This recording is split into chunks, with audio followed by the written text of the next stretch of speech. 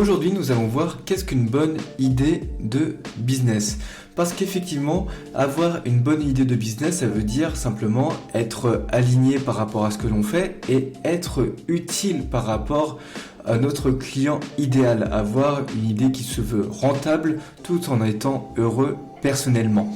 Et donc, une bonne idée de business, c'est important pour notre épanouissement personnel et ça peut avoir des influences positives par rapport à notre entourage et par rapport à votre marché.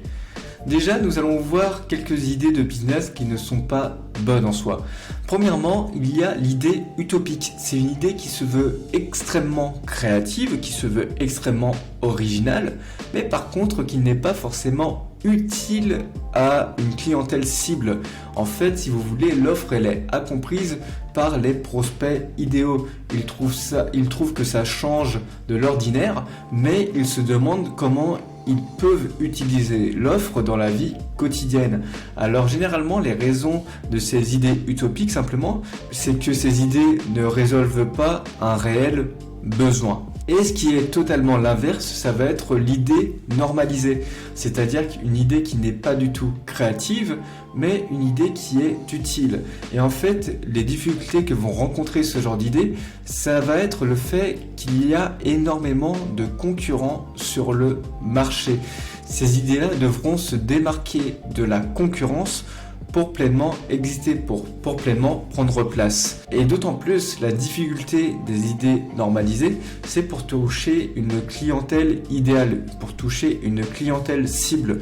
Parce que dans la tête des prospects, il y a énormément d'offres présentes sur le marché. Et par conséquent, ils ont le choix et ils peuvent être exigeants par rapport aux idées normalisées, par rapport aux business qui sont normalisés.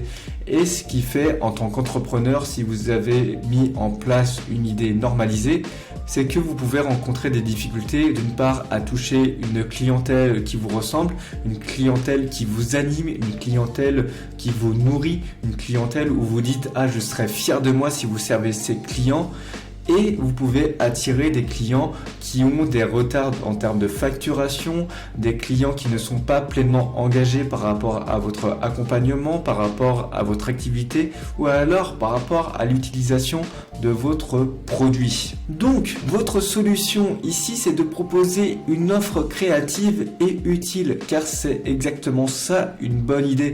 C'est de proposer quelque chose d'original et de puissant, mais qui soit aussi productive pour les sociétés, qui soit utile, qui puisse résoudre un besoin. Et ça, c'est présent depuis toujours au-delà du domaine de l'entrepreneuriat, comme Kylian Mbappé au football, comme Thomas Edison, le fondateur de General Electric, la chapelle Sixtine peinte par Michel-Ange.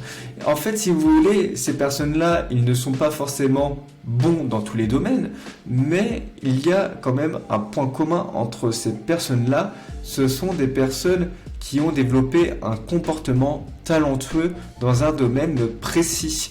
Et on s'appuie ici sur les études de Joseph Renzulli, qui a développé le modèle des 3 anneaux et donc pour comprendre les comportements talentueux. En fait, si vous voulez, ce psychologue, il a décrit les comportements talentueux, les personnes qui ont un haut niveau de créativité, un haut niveau d'engagement, de motivation dans la pratique et une appétence naturelle élevée dans l'activité.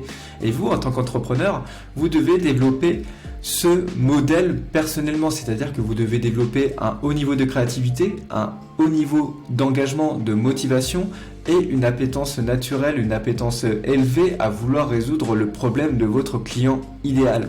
Car c'est ça qui vous permettra de générer des bonnes idées sur le long terme.